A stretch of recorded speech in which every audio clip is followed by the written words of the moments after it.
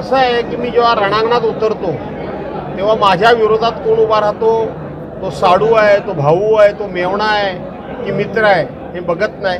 तो माझा प्रतिस्पर्धी मी समजतो. पण तो ज्या वेळेला माझ्या बाजूने उभा राहतो तो केवळ माझा नातेवाईक आहे म्हणून मी त्याच्या पाठीशी उभा राहत नाही, तर तो माझ्या पक्षाचा कार्यकर्ता आहे, माझ्या पक्षाचा पदाधिकारी आहे म्हणून त्याच्या पाठीमागे उभा राहतो. मी परवा राजापूरला राजेंद्र साळवींच्या मतदारसंघात जाऊन प्रचार करून आलो. आज बाळमानींच्या मतदारसंघामध्ये प्रचार करतोय. काल संगमेश्वर चिपळूणमध्ये होतो. उद्या संजय कदम जे दापोली खेडमधून मतदारसंघात लढवत आहेत निवडणूक, त्यांच्या मतदारसंघात प्रचारला जाणार आहे. आणि म्हणून इथं बाळमाने साडू तर आहेतच, पण साडू म्हणून मी आलो नाही. आणि उद्धव बाळासाहेब ठाकरे या शिवसेना पक्षाचे उमेदवार आहेत म्हणून मी आलो. उदय सामंत यांनी असं म्हटलं की भास्कर जाधव ज्या जिथे सभा घेतात तिथे मला मताधिक्य जास्त मिळतं. असं आहे ना, उदय सामंतांनी फक्त टोमण्यानंच बोलावं, कुचकट बोलावं. तुम्ही काय ब्रह्मदेव लागून गेलात का? भास्कर जाधवांबद्दल उदय सामंत बोलले हा विषय नाही मी कधी ऐकला. पण ते परवा म्हणाले की उद्धव साहेबांनी सभा घेतली, माझी 15,000 मतं वाढली. तुम्ही उद्धव साहेबांची बरोबरी करू शकता? फार डोक्यात हवा गेली आमच्या उदय सामंतांच्या, हे त्याचं प्रतीक आहे. दुसरीकडे असं की राज्यामध्ये ते आता सभा चालू आहेत, बॅगा तपासण्याचं देखील सुरू आहे. उद्धव ठाकरेंनी देखील त्याच्यावरून निशाणा साधलेला होता, त्याकडे कसं पाहतो? निशाणा साधण्यापेक्षा मी सांगितलं की केंद्रीय तपास यंत्रणांचा वापर करून ED, CBI, NIA, income tax अशा अनेक यंत्रणांचा वापर करून या लोकांनी आपली सरकारं बनवली.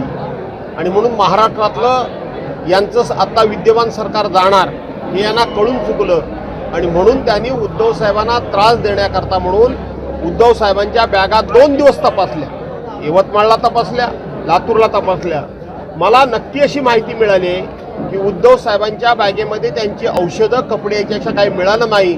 पण 12.5-13 कोटी जनतेचं मन हे मात्र उद्धव साहेबांच्याच पाठीमागं आहे हे त्यांना कळल्यामुळे ते हादरलेले आहे. तुमच्या मतदारसंघातलं एकूण चित्र काय आहे सध्या? कारण तुम्ही पण बाहेर फिरताय आणि राज ठाकरेंची देखील सभा तुमच्या मतदारसंघामध्ये झाली होती, काय सांगा?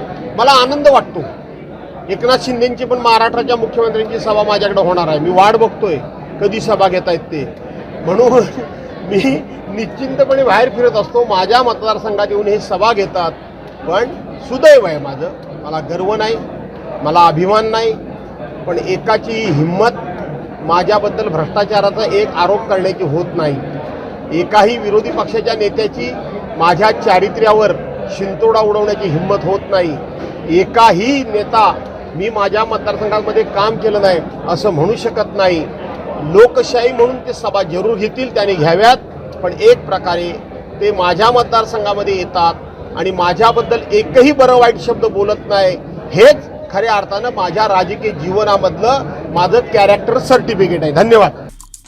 आमचे दिवसभरातले सर्व अपडेट्स, ताज्या घडामोडी आणि थेट लाईव्ह पाहण्यासाठी सबस्क्राईब करा, लाईक करा कोकणचं नंबर 1 महा चॅनल कोकण 7 लाईव्हचं YouTube चॅनल.